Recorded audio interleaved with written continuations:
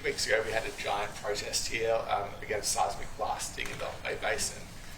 Dan Tehan spoke about it, saying that he thought the project was too big in scope. I was wondering if you had a view on it. Well, obviously we have environmental standards which are very important, and the expectation, the legal requirement is that they be abided by. We need gas, obviously.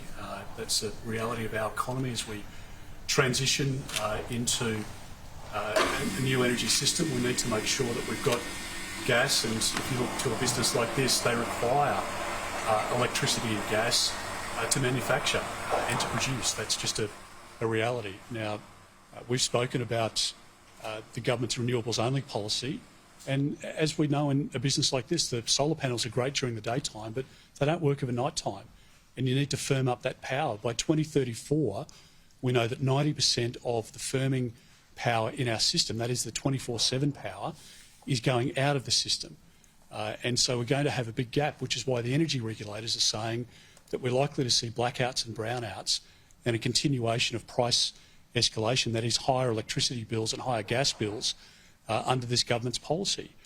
And that's why we think there should be a mature conversation about having nuclear in the system, which is zero emissions. It's latest technology. It's adopted by 19 of the 20 G20 countries.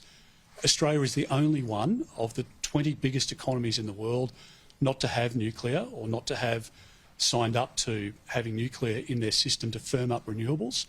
I'm a very strong supporter of renewables, but they can't work 24/7.